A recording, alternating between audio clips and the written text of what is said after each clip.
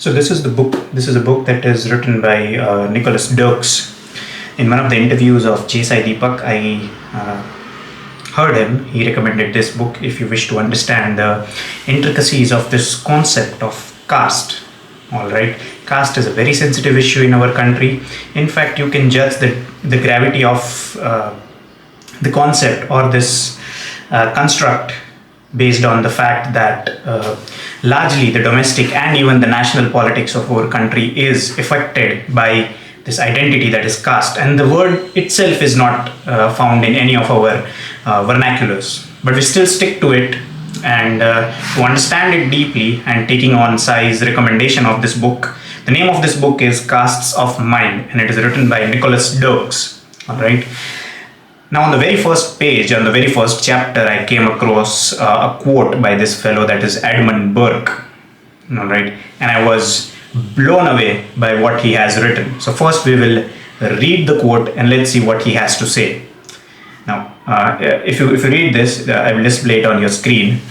In that country, the laws of religion, the laws of land, the laws of honor are all united and consolidated in one, and bind a man eternally to the rules of what is called his caste. Now it requires a nuanced perspective to actually understand what does this concept of varna mean. Now we use this term caste because it has stuck. Alright, but if you look underneath, it's not exactly caste. Now take yourself as example. When you are born on this holy land of Bharat, alright, you don't get a say in which of the varna that you are born, okay, and you are supposed to live by the code of the varna in which you are born throughout your life. That's not real, is it? Yes, the varna system since its birth or since its inception wasn't really rigid, but the time, I think millennia and centuries have elapsed since this practice of classification of people came into being, that is the varna system.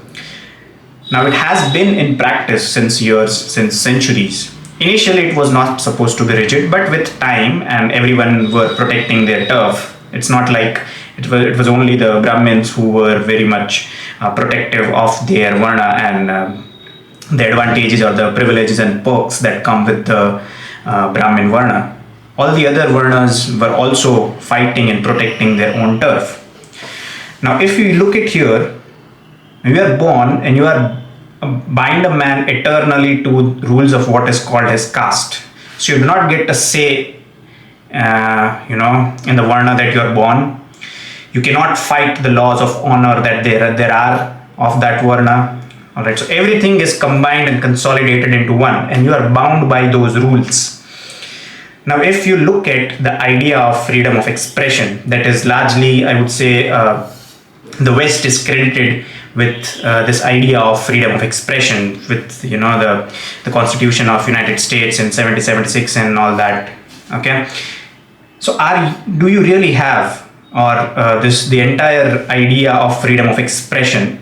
Okay, I would like to think that it is in disagreement with this idea of absolute freedom of expression. No, you're not allowed to have an absolute freedom of expression, at least when you're born in Bharat, because there are laws of religion, there are laws of the land, there are laws of honor, they're all united into one, and you're supposed to follow that.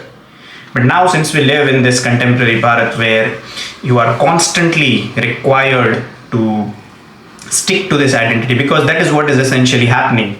We have people from the SC, ST, OBC and all the other parts, all the other strata of the society. They are asserting their claim to certain rights by virtue of simply being born in that varna.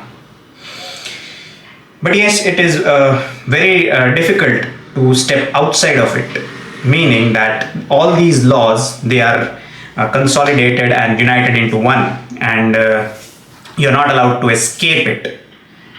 And that is how I think this quote really sets the tone for the book.